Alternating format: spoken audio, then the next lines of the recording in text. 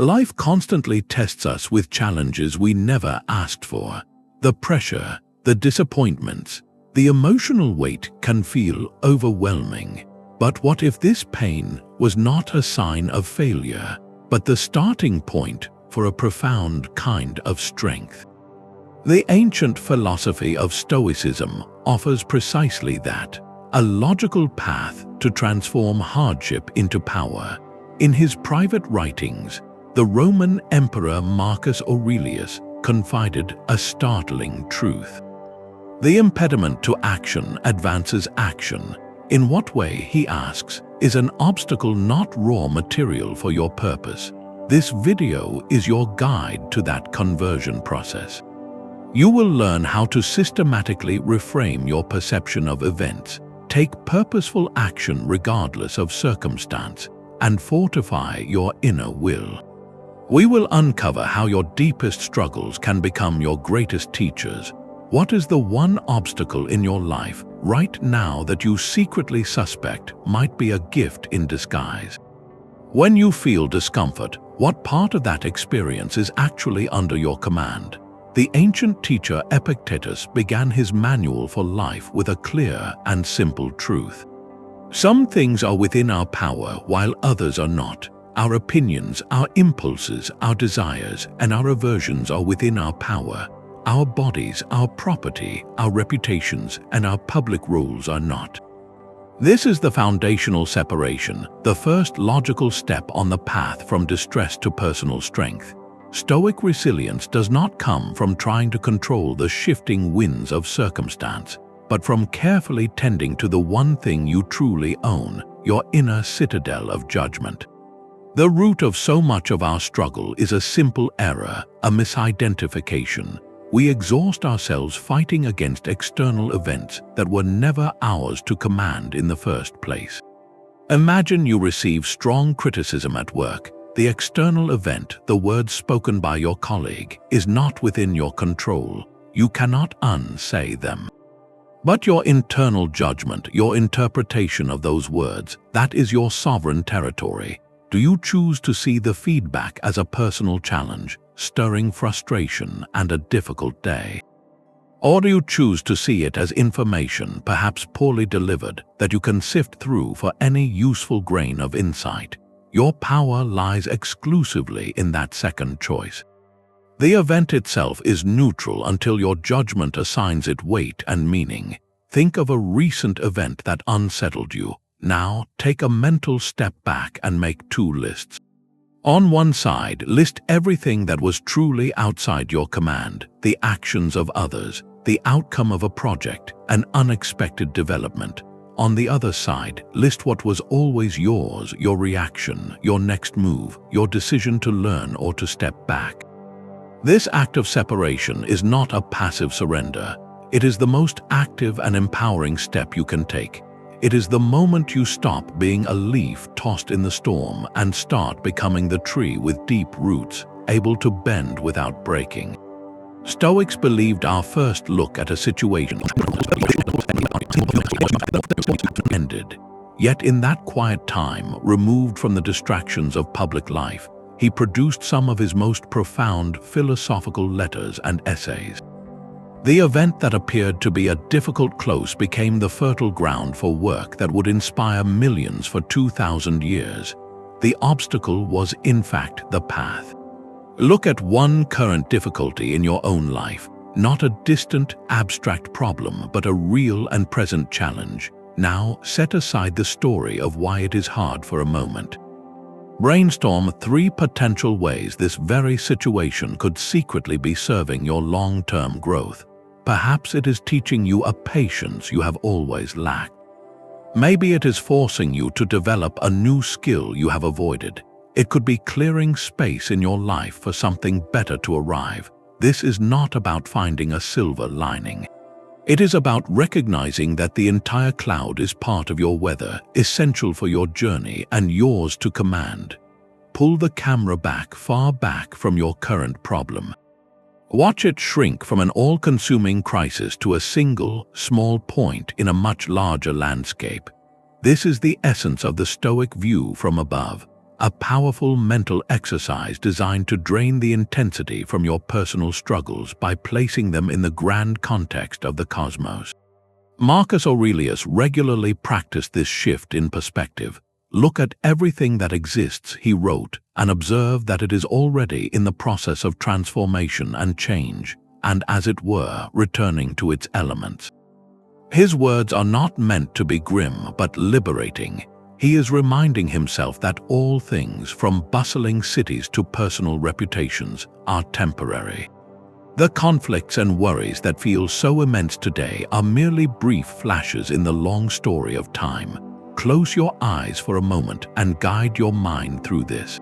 Start by picturing the room you are in, then see your entire building from above, then your neighborhood. Pull your perspective higher until you see your whole city as a map of tiny lights. Go further until your country is a shape on the globe. Now see the earth itself, a fragile blue marble hanging in the vast, silent blackness of space. From here, can you even locate that urgent problem you were holding onto just minutes ago? Your worries, your ambitions, your personal struggles all exist within that single, small sphere. This is not to make your life feel insignificant, but to free you from the weight of self-importance. The emotional charge you feel is a product of proximity. By creating this mental distance, you reclaim your calm. The problem itself may not vanish, but its power to dominate your inner world is dramatically reduced. The next time a situation feels overwhelming, pause and take this view from above. Ask yourself, in the grand scheme of my entire life, or within the immense span of human history, how much will this truly matter? You are not dismissing your experience, you are simply choosing to see it from a wiser, more spacious vantage point. And from that quiet place of expanded perspective, your next right action becomes much clearer. What if actively thinking about what could go wrong is the key to fearing it less? This is the counterintuitive heart of a Stoic exercise known as the Premeditation of Challenges. It is not a practice of pessimistic worry, but a disciplined form of mental strength training. You are not inviting trouble by thinking about it. You are building an inner foundation so that when life's inevitable difficulties arrive, they find you prepared and steady. The Stoic philosopher Seneca regularly engaged in this mental preparation. He wrote that we should anticipate that a change in circumstances, or a period of limitation, or a time of physical challenge may befall us. By doing so, we come to understand that these situations are not the unbearable catastrophes our imaginations often make them out to be. He advised us to spend time in our own minds practicing for future hardships to ensure we will not be beginners when they come. This practice systematically drains the element of surprise and fear from misfortune. When you have already walked through a scenario in your mind, its real-world arrival feels less like a shocking ambush and more like a situation you have already begun to navigate. Imagine a musician practicing a difficult passage repeatedly. When the moment comes to perform it in a concert, the fingers move with a practiced ease, not with panic. The Premeditation of Challenges is that same kind of rehearsal, but for the performance of your life. Try a simple exercise tomorrow morning. As you start your day, take just a moment to consciously contemplate a potential shift. It could be the absence of a valued possession, a change in an important connection, or the loss of a daily comfort. Do not dwell on it with anxiety. Observe it with calm reflection, as if you were studying a map of a place you might one day have to travel. Notice how this brief act does not ruin your day. Instead, it often creates a sudden, vivid appreciation for what you currently hold. The comfort of your home feels warmer. The presence of a loved one feels more precious. The simple health of your body feels like a gift. This practice transforms your relationship with the good things in your life. They are no longer things you take for granted, but temporary gifts you have the privilege of enjoying right now. Take a piece of paper and write down 3 things you deeply value. Now, for just a moment, reflect on how your appreciation for each one would deepen and intensify if it were suddenly gone. This is not an exercise in creating fear. It is a method for cultivating a profound and resilient gratitude, a gratitude that is not dependent on everything remaining perfect, but one that can find a quiet strength even in the face of change. Much of our struggle comes not from failing to get what we want, but from wanting things that lie beyond our true control. We often chase outcomes, possessions, and forms of recognition that exist entirely outside our own inner world. This kind of misdirected longing is a sure path to frustration because the outer world has no duty to meet it. The Stoics saw this as a central challenge, and they offered a powerful remedy, the discipline of desire. Your freedom, Epictetus taught, is secured not by satisfying every want but by managing them wisely. He believed that the one who can honestly say to every external thing, "You are not in my power," is genuinely free. This practice is about training your heart to value only what is truly yours to direct, your own character and your honorable actions. Consider a common wish, the hope for a promotion. That result depends on a manager's choice, the company's resources, the strengths of others, factors you cannot ultimately command. Linking your happiness and self-worth to that external reward hands your inner calm over to a process you do not govern. The worry and possible letdown that follow are not proof that you fell short, but that your desire was fixed on the wrong anchor. Now, imagine a different kind of aim, the commitment to work with excellence and integrity each day. This is an internal goal. It rests fully within your power. You can choose to be diligent, to be supportive, to offer your best work, whether a promotion ever comes or not. This realigned desire builds resilience. If the promotion arrives, you welcome it with humble thanks. If it does not, your core purpose stands firm because your true goal was never the position, but the person you became while reaching for it. Your sense of meaning comes from your own choices, not from an outside mark of approval. Take a quiet moment to look honestly at your heart's current hopes.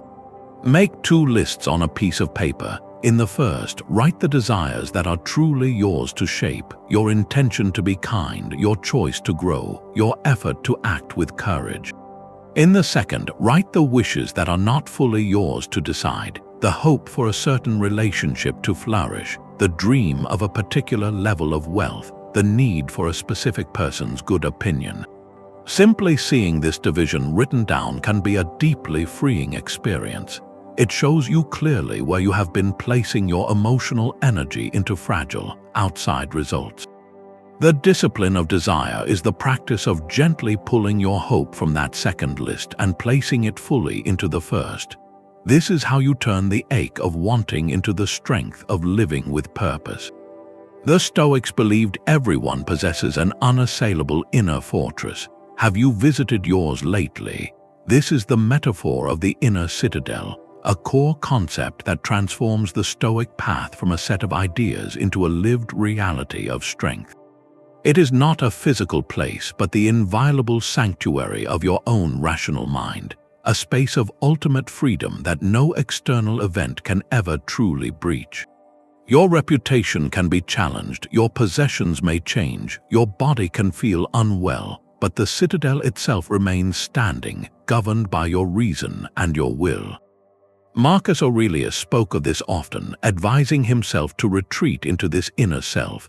He wrote, "You have power over your mind, not outside events. Realize this and you will find strength." This retreat is not an act of running away from the world. It is a strategic withdrawal to the one place where you are truly sovereign, to regroup and gather your power before engaging with the world once more from a place of unshakable principle. Picture a person in a room filled with raised voices and high pressure, perhaps during a difficult conversation or a family discussion. Outside, the intensity swirls, words are exchanged, and expectations are voiced. Yet inside, the person is calm. They are breathing steadily, listening not just to the words being shared, but to their own deeper values. They are not reacting from a place of frustration or worry, but responding from a place of chosen integrity. They might be the only calm person in the room, not because the situation is not demanding, but because they have consciously stepped inside their inner citadel. The walls of this fortress are built from your core principles, the truths you hold so deeply that no storm can erode them. What are the stones that form your own inner citadel? Is it a commitment to honesty, even when an easier path is available? Is it a dedication to kindness, even when met with disregard? Is it the principle of fairness or the value of courage? Take a moment to define just one or two of these unshakable principles for yourself. These are not just nice ideas, they are the very architecture of your resilience. When you know what you stand for, the intensity outside loses its power to define you. The world can shift in many ways, but it cannot force you to abandon the guide who lives inside your own citadel. That guide is your reasoned choice, and its greatest command is to act with character, no matter what is happening at the gates. The impediment to action advances action. Marcus Aurelius wrote those words not as a lofty ideal, but as a personal command. He was reminding himself that a barrier is not a stop sign, but a set of instructions for how to move forward. Every single obstacle you encounter presents a distinct opportunity to practice a specific virtue.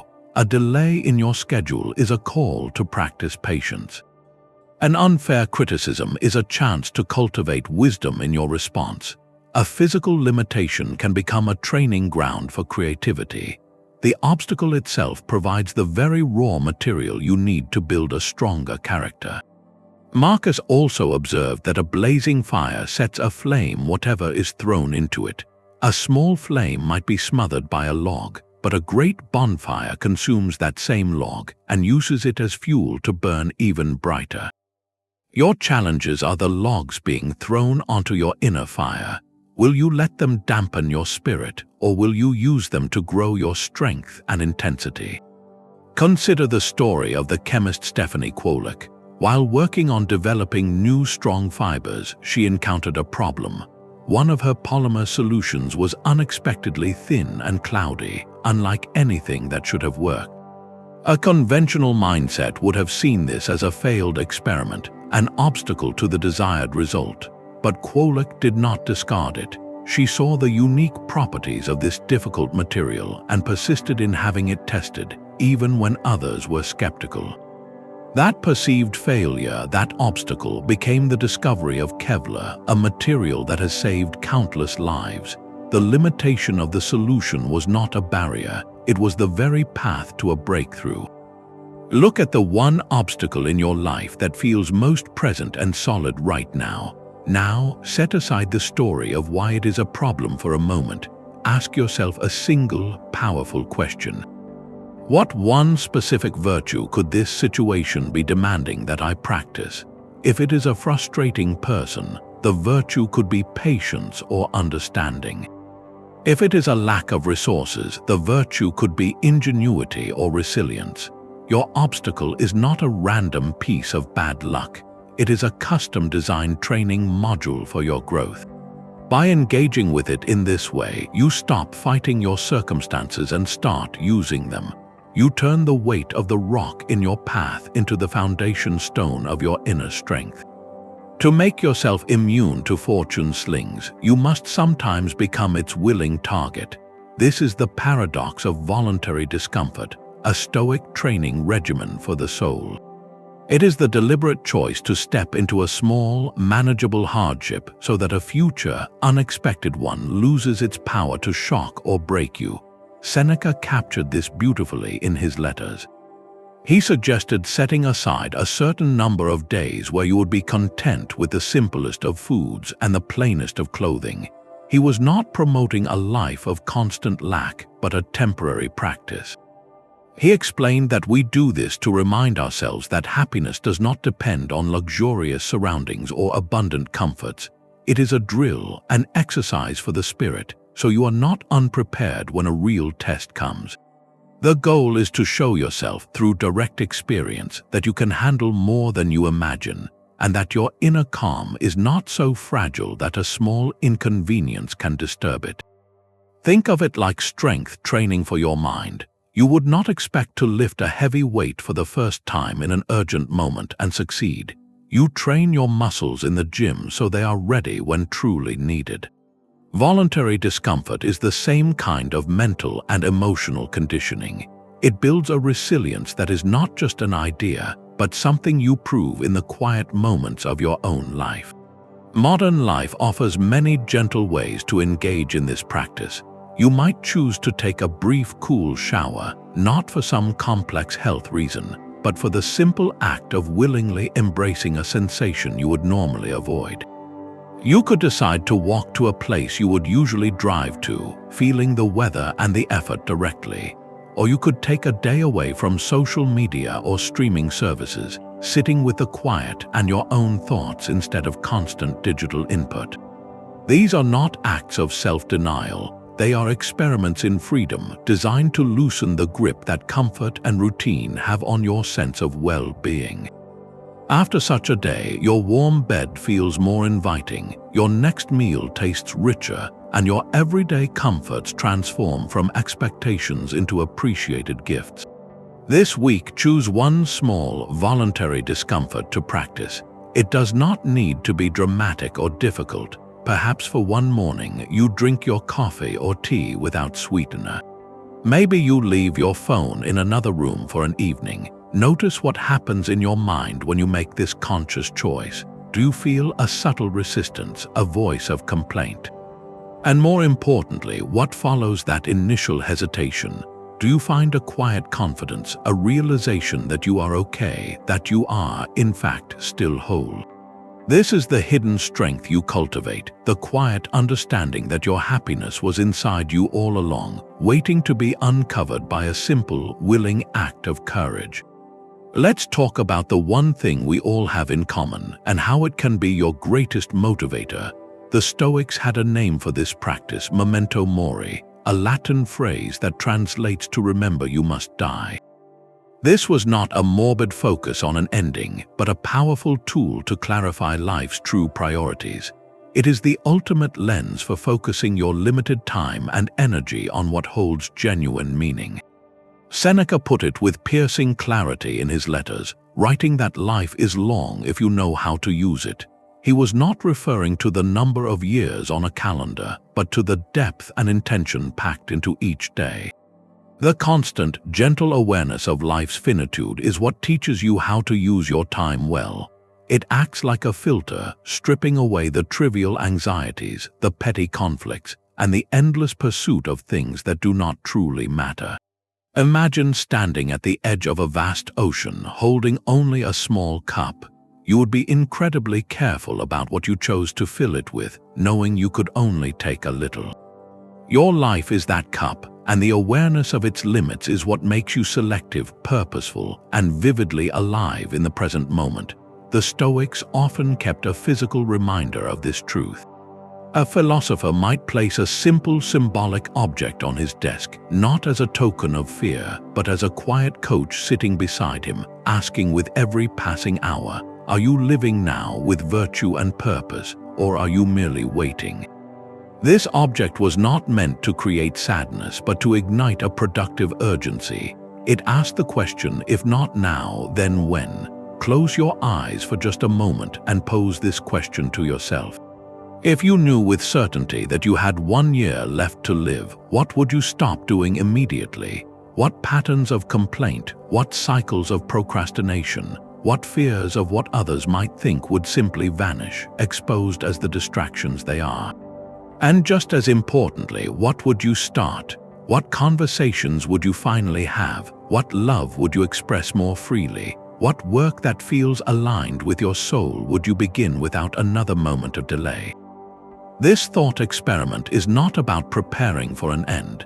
It is an emergency drill for your priorities, shaking you awake to the life you are already living.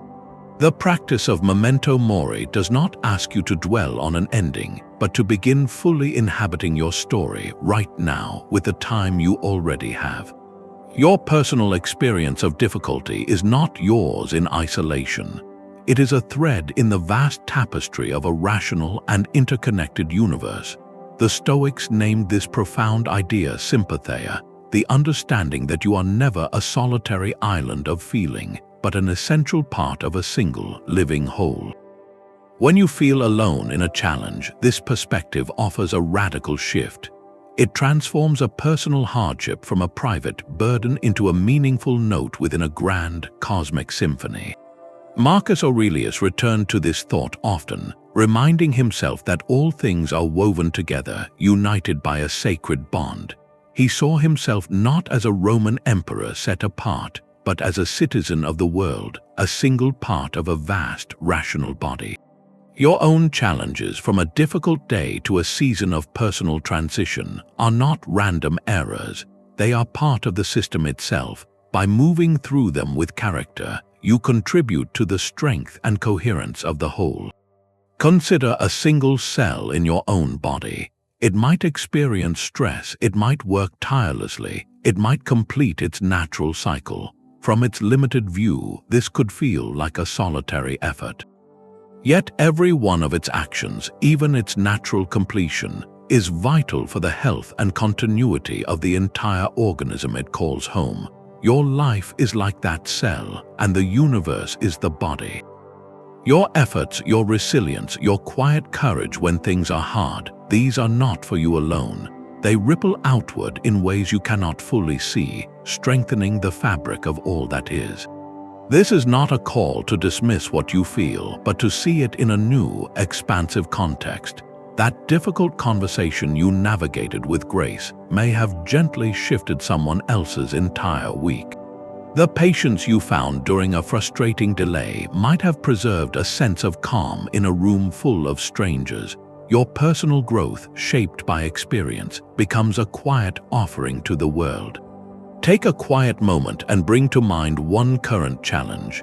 Now, ask yourself not why this is happening to you, but how this experience might be inviting you to contribute to something larger. Is it teaching you a deeper compassion you can then extend to others?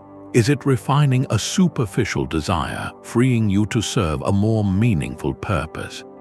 Your personal journey provides the material from which greater understanding and strength are built. By embracing your place within this interconnected whole, you may find your personal burden feels lighter, not because the weight has changed, but because you are no longer carrying it alone. The next time you feel a surge of anger or anxiety, try this one-word Stoic command. Wait. This single word opens a door to a profound inner freedom. Your true power does not lie in the event itself, nor does it reside in the raw, emotional wave that first crashes over you. It lives in that quiet, decisive space between what happens and what you choose to do next. This is the disciplined practice of suspending your judgment, the key to unlocking a mind of unshakable clarity. The teacher Epictetus, who understood a great deal about navigating life's challenges, offered a timeless insight. He said that people are not disturbed by things, but by the views they take of them. The event itself is neutral. The text message is just a collection of words on a screen. The critical comment is merely a vibration in the air. The disturbance begins the very moment you grant your full and immediate agreement to a story of insult or a forecast of trouble. By inserting the command to wait, you reclaim your sovereignty. You step back from the edge of reaction and into the calm center of response. Imagine your phone lights up with a brief message from a close friend.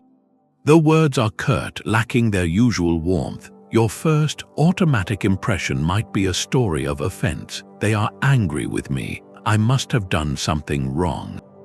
This story feels true, and it pulls you toward a reaction, perhaps a defensive reply or a spiral of worry. But if you practice that moment of pause, if you consciously say to yourself, I withhold judgment, everything changes.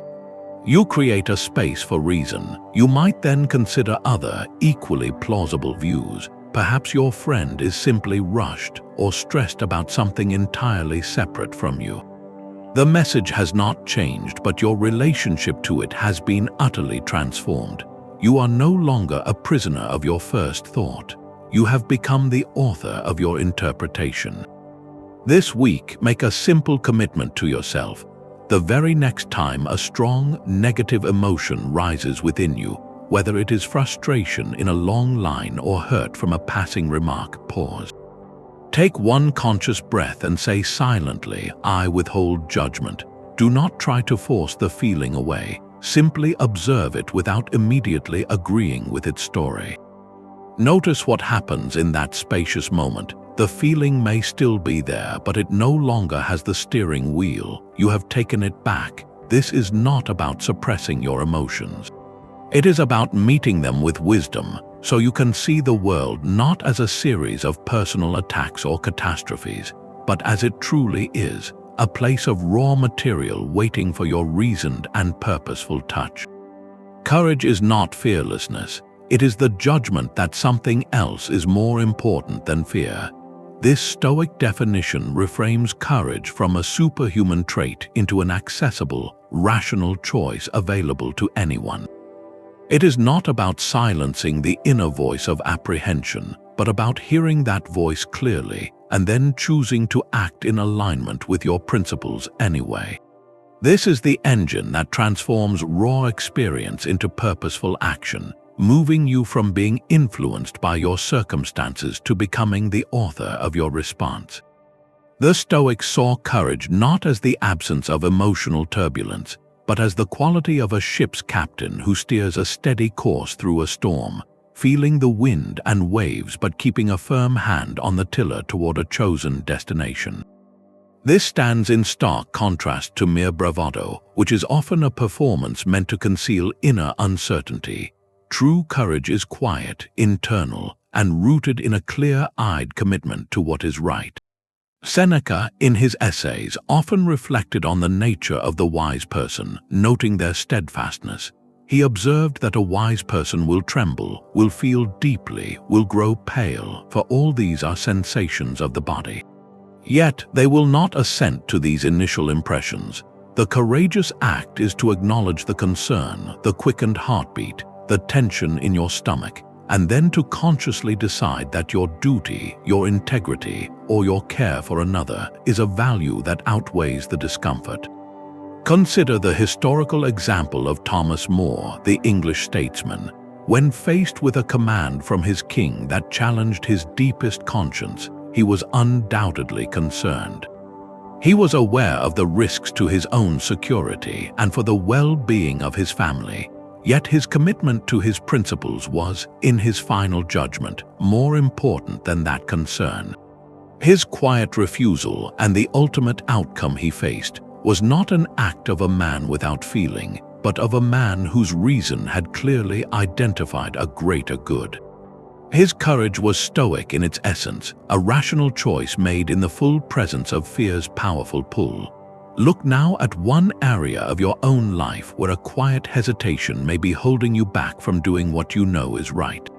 It might be the worry about a difficult conversation you need to have, the concern about starting a project that feels too large, or the unease about standing alone for an unpopular but ethical stance. Do not criticize yourself for feeling this hesitation. Acknowledge it as a natural human response. Then, ask yourself this single, clarifying question. What one small, courageous step could I take if I decided that my integrity was more important than this feeling of apprehension? That step might be scheduling the conversation for tomorrow, writing the first sentence of that project, or simply voicing a different opinion in a low-stakes setting. By defining that one step, you are not trying to eliminate the feeling. You are placing a greater value on your own growth, and in doing so, you begin to convert the weight of your struggle into the momentum of your purpose. The Stoics did not want to be robots. They wanted to be free from the tyranny of their own destructive emotions. This is the true meaning of Apatheia, a concept often mistranslated as a cold lack of feeling. In reality, it describes a state of inner freedom, where you experience the full range of human feeling without being overthrown by the storms of irrational passion. It is the difference between feeling a sting of disappointment and being consumed by a bitter rage, between noticing a twinge of concern and being paralyzed by overwhelming anxiety. Apatheia is the clear, calm water of the mind, allowing you to see reality as it is, not as your turbulent emotions insist it must be. Seneca, in his powerful work on anger, draws a crucial distinction. He describes a first movement, an initial automatic jolt you feel when something startling happens. You hear a loud noise and you flinch. Someone says a harsh word and you feel a flash of hurt. This is natural, a physiological reaction. The problem, he explains, is not in that first movement. The danger lies in the second step, when you give your full agreement to that feeling, when you feed it with a story of injustice and allow it to blossom into a full-blown, destructive passion. You move from feeling a flash of anger to becoming anger itself, a force that clouds your vision and dictates your actions. Think of the last time you felt a powerful surge of envy. The first movement was perhaps a simple observation, a noticing that someone had something you desired. But if you then assented to the story that this was fundamentally unfair, that you were somehow less because of it, that envy could grow into a consuming fire. It might have led you to speak unkindly, to make a poor decision, or to retreat into resentment, a cost paid entirely from your own peace of mind. That is the tyranny the Stoics sought to escape. They were not aiming for a life devoid of joy or affection, but for a life where joy is a deep, steady appreciation rather than a frantic euphoria, and where affection is a chosen commitment rather than a possessive frenzy. This week, when you feel that first jolt of a strong emotion, pause and name it. Acknowledge the initial feeling without immediately buying the story it is selling. Ask yourself, what is the cost of letting this passion take the wheel? Your freedom is found not in suppressing what you feel, but in choosing which feelings you will ultimately call your master. One of the fastest ways to move beyond your own challenges is to get busy supporting others. When you are absorbed in your own concerns, your world can shrink to a tiny, difficult point. But the moment you shift your focus outward toward the needs of someone else, your personal struggle is placed into a new and larger context. Stoicism was never a philosophy of isolated self-interest. It is inherently social, built on the understanding that our rational nature is designed for connection, for cooperation, and for contribution. This is the final, logical step in transforming personal difficulty into strength, by channeling your energy into a purpose that is far greater than yourself. Marcus Aurelius constantly reminded himself of this duty. He wrote that what brings no benefit to the hive brings none to the bee. Your life is intertwined with the lives of everyone around you. Your personal well-being is not separate from the health of your community. When you act for the common good, you are not just helping others, you are fulfilling your own essential nature. This provides a meaning that is immune to the shifting winds of personal fortune. Your sense of value no longer depends on whether you are having a good day or a challenging one, but on whether you are living in alignment with your role as a contributing part of a greater whole. Consider a simple, practical application. You might be feeling the weight of a personal disappointment, a lingering sense of frustration that colors your entire day. Instead of remaining inside that loop of thought, you choose to perform one small, anonymous act of service. Perhaps you pay for the coffee of the person behind you in line. You help a neighbor carry their groceries. You spend an hour volunteering at a local community garden. The key is to do it without any expectation of recognition or thanks. Notice what happens in the quiet moments that follow. The tight knot of your own worry begins to loosen. Your personal concern, while still present, no longer feels all-consuming. You have reminded yourself through direct action that you are a person of agency and value, capable of creating a moment of ease for someone else. This is not a distraction from your life, it is a deeper engagement with it. Your challenge today is to perform one such small, anonymous act of kindness. It does not need to be grand or complicated. Simply look for one opportunity to lighten another person's load without them ever knowing it was you. Then pay close attention to the subtle shift in your own inner state. Does the weight you are carrying feel a little lighter? Does your own story of hardship feel a little less solid? In the act of serving the hive, the bee discovers its own true strength. Stop, right now. This moment is the only one you can ever truly control. Every other moment, whether it belongs to yesterday or to a year from now, exists only as a memory or a possibility in your mind. The profound anxiety we carry and the heavy regret we sometimes hold are both taxes we pay on time that is not actually ours to spend. The Stoics understood that our power does not live in the past, which is frozen and unchangeable, and it does not live in the future, which is entirely unwritten. Our agency, our ability to choose, to act, to be who we wish to be, exists only in the ever-unfolding present. Seneca captured this human tendency with piercing clarity when he observed that we are often absent from the present, worrying about tomorrow. He noted that our greatest waste of life lies in postponement, in the way we push off truly living while we wait for some future condition to be met. We tell ourselves we will be happy when we get the promotion, when the conflict resolves, when we have more free time. But that future never actually arrives in the way we imagine it. It simply becomes another present moment, which we then fill with new worries and new conditions for our eventual happiness. This is how life slips through our fingers, not with a loud crash, but with the quiet, constant rustle of distraction. Think of a ship captain navigating through open waters. The captain possesses no power over the waves that have already passed behind the ship. That water is gone. The captain also holds no command over the distant sea that may or may not lie beyond the horizon. The only water the captain can actually steer the ship through is the water that is currently touching the hull, right here, right now. All of their skill, all of their focus, all of their power to change course is concentrated on this single, present point of contact. Your life is that ship. The past is the wake behind you, and the future is the unseen ocean ahead. Your hands are on the wheel only in the now. To try to steer by staring only at the wake is to guarantee you will run aground. To be frozen with fear by the potential storms on the horizon is to surrender your command entirely. Your power exists in this breath, in this very next choice you make. Let us try a simple exercise together. For just the next minute, let everything else fall away. You do not need to solve any past problems or plan for any future events.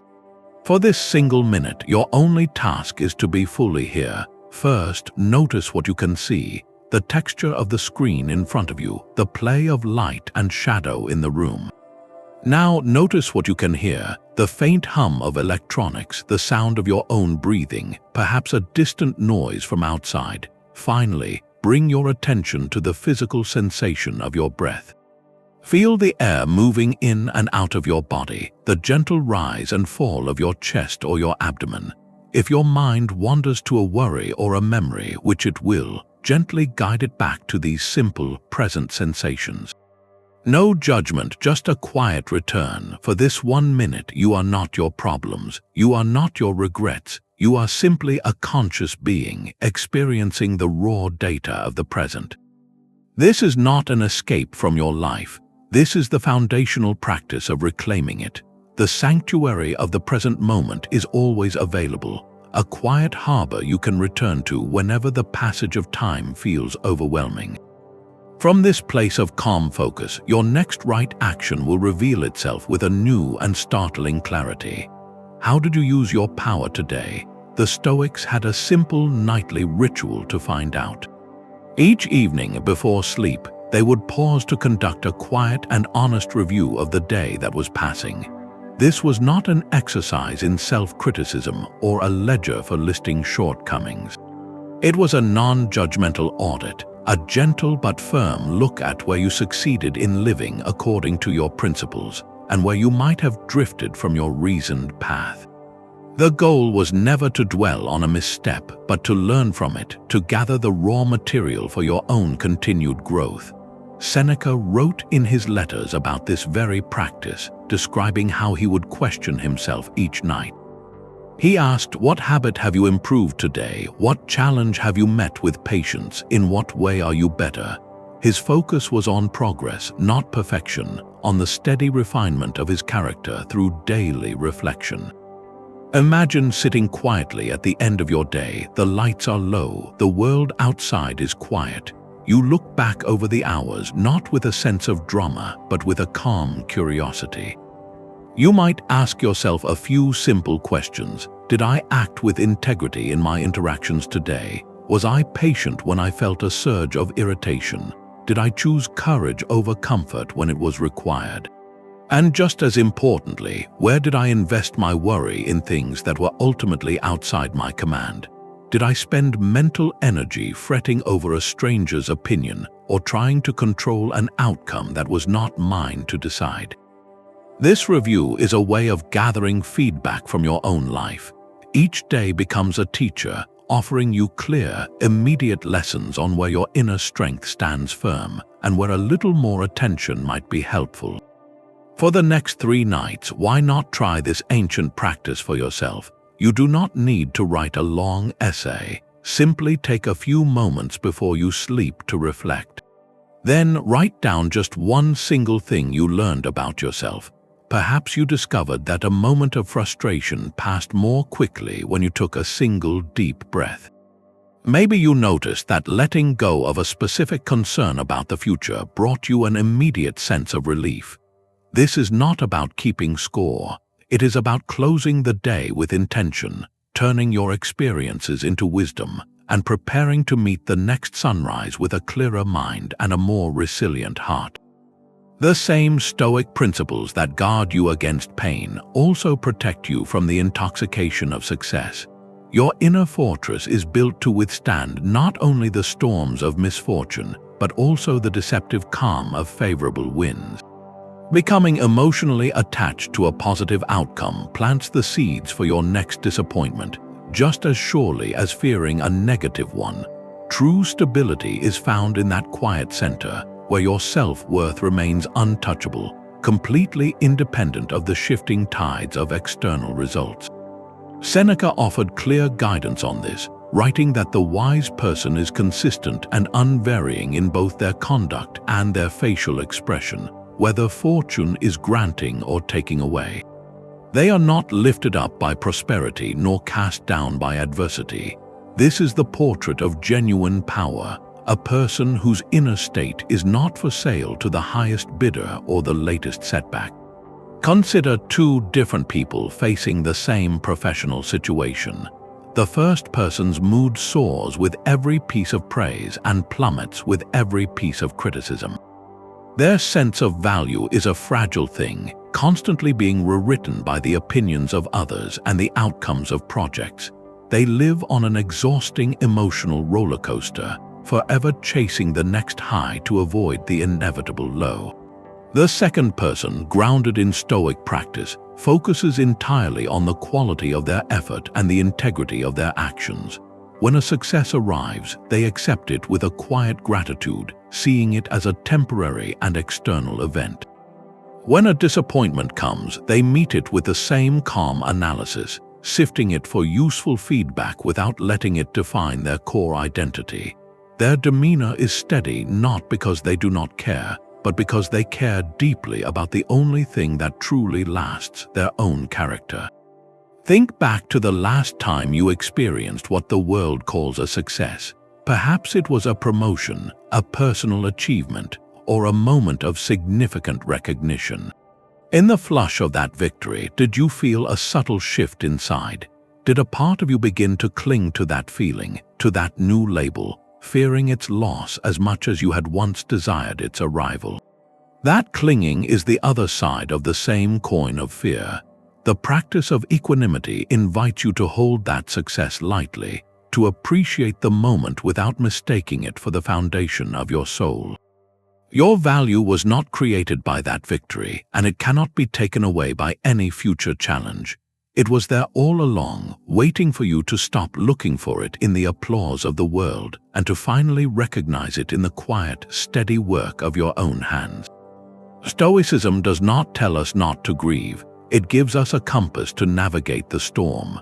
The ache of loss is a deeply human experience, a natural and necessary response to the absence of someone or something we cherished. The Stoic aim is not to feel nothing, but to feel without being shattered, to honor the pain without being permanently defined by it.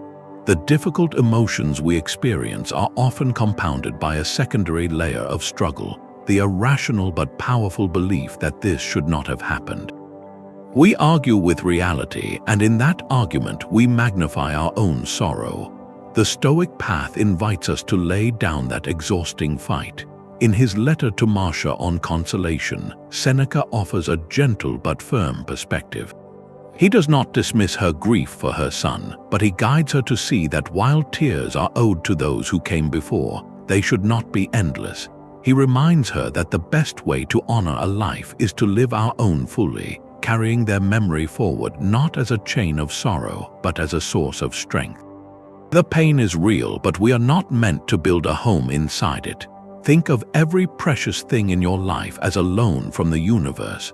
A beloved person, a cherished role, a season of health. These are all granted to us for a time to be enjoyed, appreciated, and learned from. They are not permanent possessions. The nature of a loan is that it must eventually be returned. This is not a harsh contract, but the fundamental condition of all existence.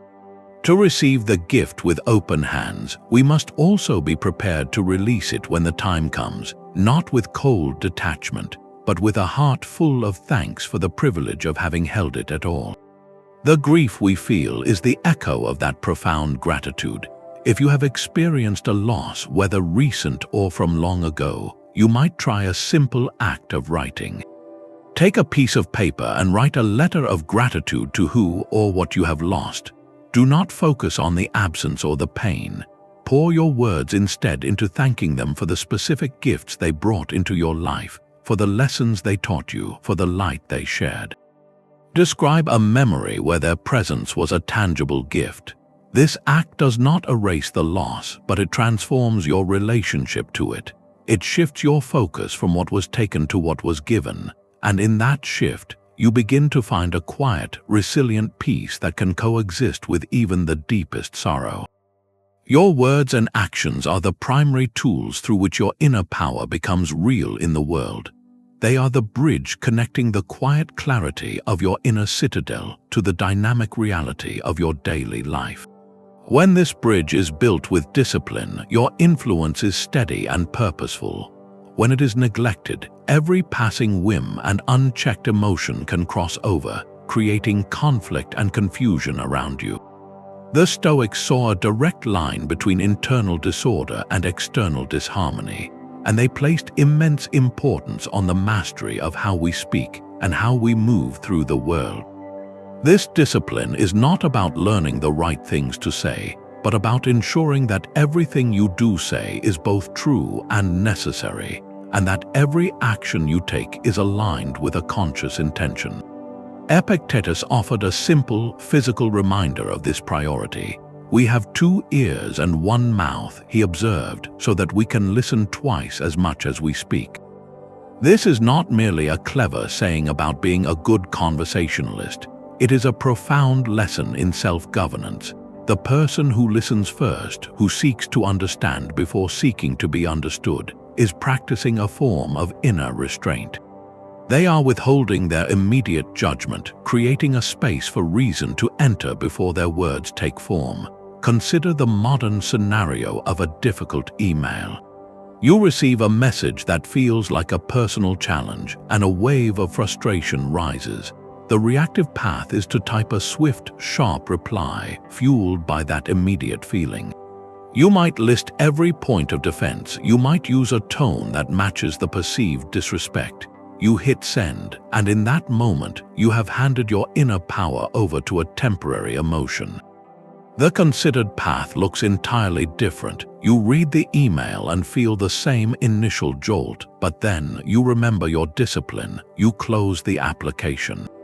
You might stand up and walk away for a few minutes or simply take a few conscious breaths. You allow the initial wave of reaction to subside. When you return, you write your response not from a place of defense, but from a place of purpose. What is your true goal? Is it to prove a point or to resolve a situation? Is it to express anger or to communicate a boundary with clarity? The words you choose will be different, the tone will be measured, and the outcome will be one you consciously authored, not one you were provoked into. For the next full day, become a quiet observer of your own communication.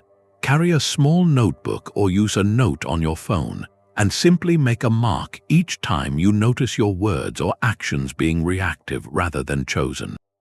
It is not about judging yourself, but about gathering data. Did you interrupt someone because your idea felt urgent? Did you agree to a request out of a fleeting sense of obligation rather than a genuine yes? Did you voice a concern without considering if it served any purpose other than to share a difficult feeling? This act of observation is the first essential step toward mastery. You are learning the landscape of your own impulses, and in that awareness you begin to reclaim the power to build your world with intention, one word and one action at a time. The Stoics said you should pursue health and wealth, but be completely indifferent to whether you get them. Let us unpack that. This concept, known as preferred indifference, is one of the most sophisticated and often misunderstood parts of Stoic thought. It is not a call to apathy or a rejection of the world's gifts. It is a precise mental framework for engaging with life fully without handing your inner peace over to it. Think of it as a subtle but profound shift in your aims. You can and should prefer to have a healthy body, a comfortable living situation, and meaningful relationships. These things have value and make life smoother, but your core happiness, your essential character, your virtue must never be held hostage by them. They are the raw material for your virtue, not the source of it. The ancient Stoic teachers like Chrysippus used a powerful analogy to explain this. Imagine you are an archer. Your preferred outcome is to hit the target. Everything in your training, your focus, and your skill is directed toward that goal. You draw the bow, you aim carefully, you release the string. But the moment the arrow leaves your bow, its flight is subject to 1,000 factors outside your command: a sudden gust of wind, a shifting leaf, the quality of the arrow itself. The Stoic archer has done their job perfectly if they executed the shot with all the skill and concentration they possess. Whether the arrow actually hits the bullseye or veers off course is, in the final analysis, a matter of indifference to their moral worth. The hitting of the target is preferred, but it is not the measure of the archer's excellence. The excellence was in the shot itself. Now picture a dedicated athlete training for years for a single race. They prefer to win, of course. They structure their life around that preference with disciplined practice and careful nutrition. But if their entire sense of self-worth is tied to the gold medal, they have built their home on a foundation that can crumble in an instant. An injury, a stronger competitor, a simple misstep, and their world can feel like it is falling apart. The Stoic athlete, in contrast, ties their self-worth to their effort, their sportsmanship, and their resilience. They run the best race they can with the body and the day they have. Winning is a preferred indifferent, a welcome outcome but not the source of their honor. Their honor comes from how they ran, a quality that no external result can ever take from them. Take a quiet moment to look at your own life. What are your top 3 preferred indifferents? Write them down. It might be financial security, a specific relationship, or a particular level of recognition in your work. Now, here is the real test of your understanding. For each one, reflect deeply on this question. If this were no longer part of my life, how could I still live a good, meaningful, and even joyful life? How would my core character, my capacity for courage and kindness, not only endure but find new ways to express itself? This is not a difficult exercise. It is a declaration of independence. It is the realization that your truest possessions are not on that list at all, but are the inner resources you would use to navigate their absence. By holding your preferences lightly, you do not love the world less. You finally learn how to move through it with a freedom that nothing outside you can ever threaten. Stoic strength is not built in a crisis. It is deposited daily through small, consistent habits. The transformation from reacting with pain to responding with power is a gradual rewiring of your deepest instincts, a process that happens not in a single grand gesture, but in 1,000 quiet moments of practice. You do not suddenly become a resilient person when a major life change occurs. You are revealed as one because you have spent months or years training your mind on the minor irritations, the small disappointments, and the daily frustrations. Your character is quite literally the sum of your repeated actions. While the philosopher Aristotle famously stated that excellence is not an act but a habit, the Stoics took this further, applying it as a practical technology for the soul. They understood that to walk the logical path, you must pave it yourself, one deliberate stone at a time.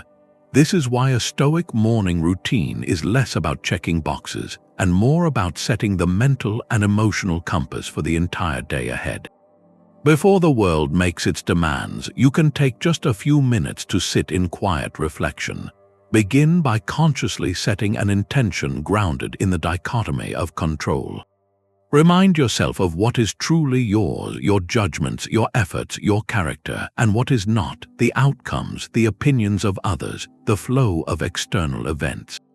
This simple mental separation creates a buffer against the day's potential turbulence. Follow this with a brief moment of negative visualization.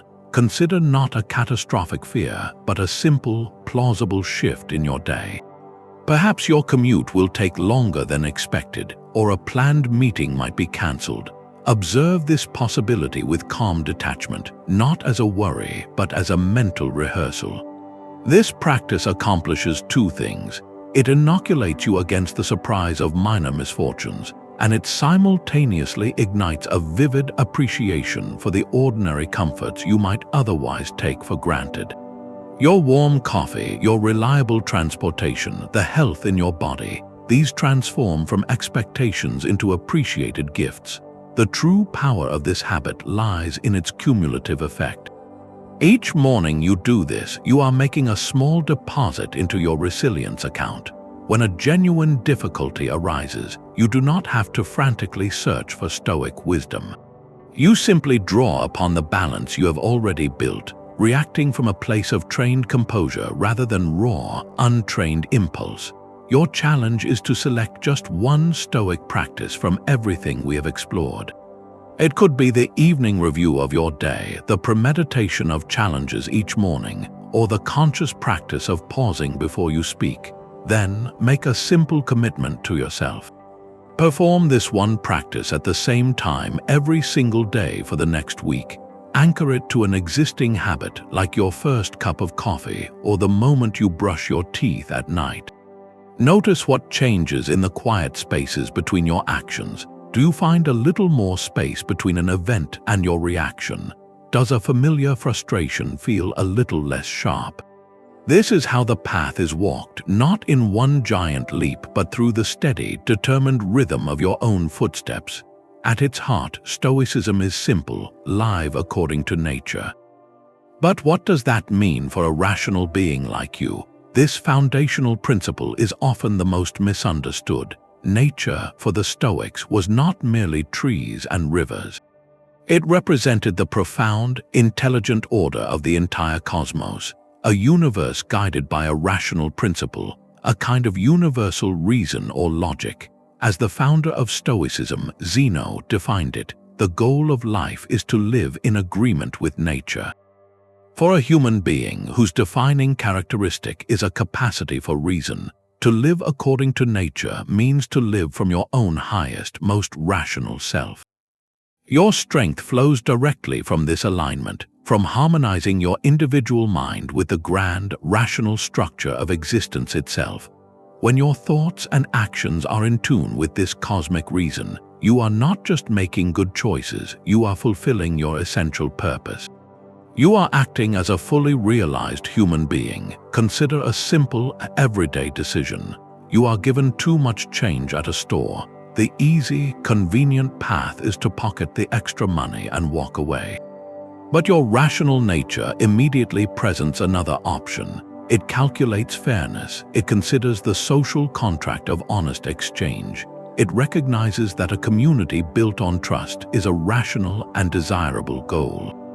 Choosing to return the money is not just about being a good person in a vague moral sense. It is a direct act of living in agreement with nature.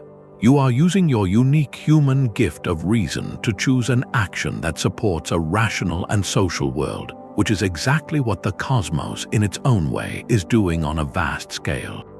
This alignment is the source of a quiet, unshakable confidence. You know you are acting from your core, from the very thing that makes you you. Think back to one decision you made recently, perhaps a small one. It could have been how you responded to a difficult moment, or whether you followed through on a promise to yourself. Gently evaluate that choice now. Did it flow from your best, most rational nature? Was it an expression of the person you truly wish to be, in harmony with a coherent and meaningful world? That single moment of reflection is not about judging the past, but about tuning your inner compass for every decision still to come. Anger is a brief madness, said Seneca.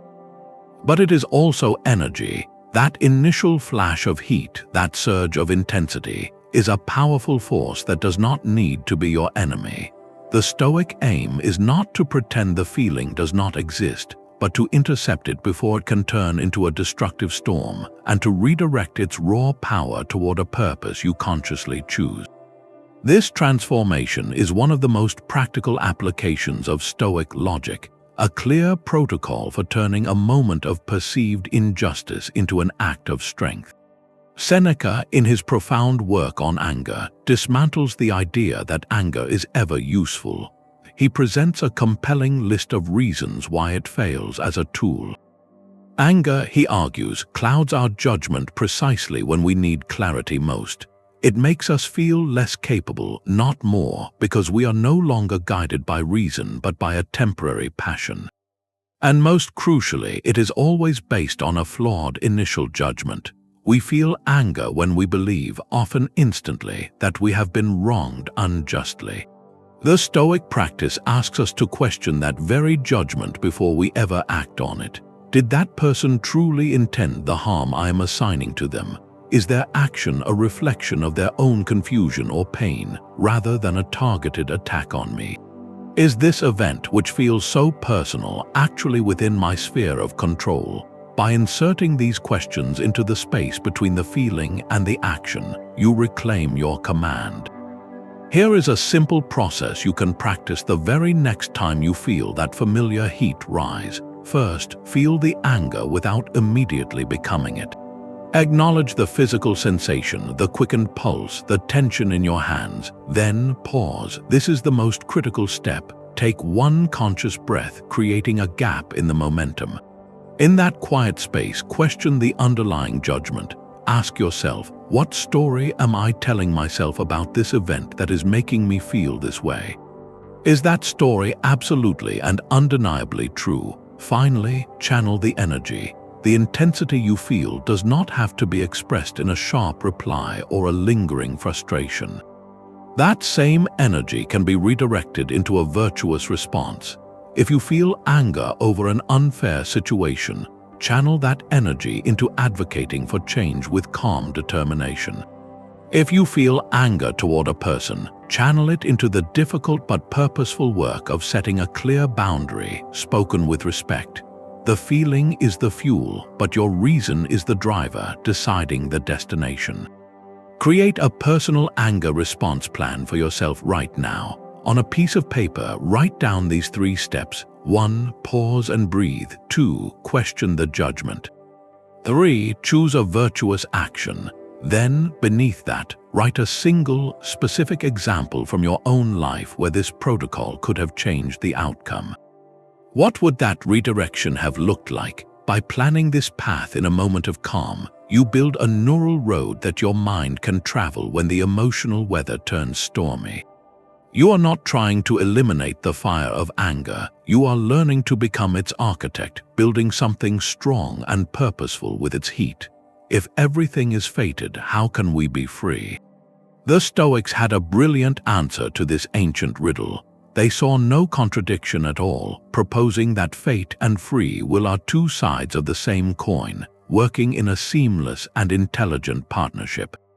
The cosmos unfolds according to a rational, providential plan, a vast and intricate tapestry being woven. Your free will is your unique thread in that tapestry, the color and texture you choose to contribute with every single decision you make. You cannot control the overall design of the loom, but you have absolute sovereignty over the quality of the thread you are spinning. The philosopher Chrysippus offered a beautiful analogy to explain this intricate relationship. Imagine a cylinder, a simple wooden rolling pin. If you give it a push, the way it rolls is determined by its own shape, its round and smooth nature. The push itself is like fate, an external force acting upon it, but how the cylinder moves, its smooth and continuous roll, is a direct consequence of its own inherent properties. Your character is the shape of that cylinder. When life presents you with a shift, through a sudden change in circumstances or an unexpected event, how you respond, the trajectory of your reaction, is determined by the person you have cultivated yourself to be. A person shaped by virtue will move with grace and resilience. A person shaped by fear and poor judgment may struggle to find their footing. The event is the push. Your character dictates the role. This understanding transforms your relationship with every circumstance. Consider a significant career shift, the closing of a professional path you had deeply invested in.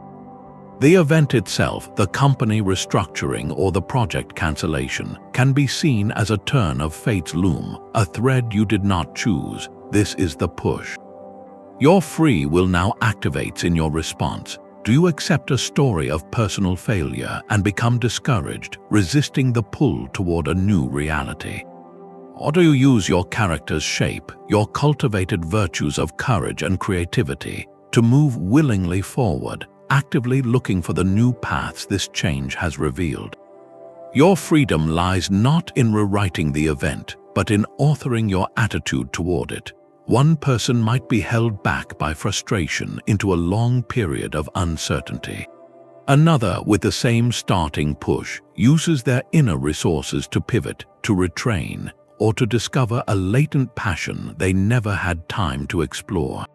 The fate was identical. The exercise of free will made all the difference. Look back now at one event in your own past that you have always labeled as simple misfortune.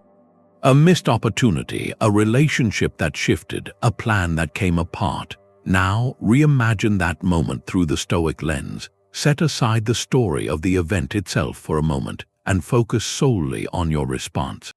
How did the shape of your character at that time determine your movement? Was your cylinder smooth, allowing you to adapt and learn, or was it rough, causing resistance and discomfort? This reflection is not about regret, but about reclaiming your agency. You were never just a passive participant in circumstance. You were, and always are, an active contributor, exercising your free will in how you choose to move with the currents of fate. We have walked the path from pain to power, but where does it lead? To the only thing that is truly good, a flourishing life. This is the Stoic summum bonum, the highest good, known by the ancient Greek word Eudaimonia. It is not a fleeting feeling of happiness, but a profound state of being, a life lived in excellence of character and unshakable tranquility. This is the destination of the entire logical path we have explored. The power you have been building is not for commanding others, but for achieving this one ultimate prize, a soul in harmony with itself and the world. The Stoic teacher Musonius Rufus stated it with absolute clarity. The one good is to be a good person. Everything else, every possession, every circumstance, every external outcome, is merely a tool for the exercise of that goodness, or an indifferent that cannot touch its core. Imagine two individuals living in the same city. The first is a person of significant wealth and status, surrounded by every comfort, yet their mind is a turbulent sea of anxiety. They lie awake at night fearing financial loss. They are consumed by envy of those who have more, and their relationships are transactional, built on a foundation of suspicion. Their life, for all its glittering surfaces, is one of quiet internal struggle. The second individual lives with very little in terms of material wealth. They perform a humble service for their community and possess only what they need, yet their character is marked by integrity, their heart by contentment, and their mind by a steady peace. They sleep soundly, they greet others with genuine warmth, and their sense of worth is drawn from an inner well that never runs dry. According to Stoic wisdom, the second person, the virtuous sage, is the truly powerful one. They possess the only thing that is genuinely good, while the wealthy person chases shadows, mistaking the means for the end. Looking back on all we have discussed, from the discipline of judgment to the view from above, from the inner citadel to the love of fate, what one change could you make to move closer to a life of eudaimonia? Perhaps it is the simple, daily commitment to pause before you react, reclaiming that space between event and response. Maybe it is the nightly practice of reviewing your day, not for successes and failures, but for moments where you lived in alignment with your principles. It could be the conscious decision to channel your energy away from complaining about what you cannot control, and toward building something of value with what you can. This single change, practiced with consistency, is how you turn philosophy into a lived reality. It is how you stop seeking a good life somewhere in the future and start constructing it, brick by reasoned brick, in the only place it can ever truly exist, within the unshakable fortress of your own character, right here and right now. Pain is never the final word in your story. It is simply the raw material, the unshaped stone from which your own strength is patiently carved. We began by learning to separate our judgments from external events, recognizing that our power lies not in what happens, but in the meaning we choose to assign. We practiced accepting reality as it is, not as we wish it to be, and discovered the profound freedom in loving our fate. We learned to reframe every obstacle as a training ground for a specific virtue, and we committed to taking purposeful action from that place of inner clarity. Each of these steps is a milestone on the logical path, a deliberate movement away from reactive distress and toward a resilient and unshakable state of mind. This power is not measured by what you accumulate, but by what you can no longer be disturbed by. It is the quiet confidence of knowing that your core cannot be broken by circumstance because it was built on principles that are yours alone. Epictetus, who understood life's difficulties as well as any philosopher, offered this ultimate promise. He said, "No one is invincible who is in harmony with nature." That harmony is the final destination of this entire journey. It is the moment your inner world aligns so completely with the rational structure of the cosmos that your actions flow from virtue as naturally as a river flows to the sea. Your challenges were never curses, they were always and only invitations to practice. They are the weights in the gym of your soul, making you stronger each time you choose to lift them with purpose. So I leave you with a single question, one that turns this philosophy from an idea into a living practice. Which one of these Stoic principles resonated most deeply with you today?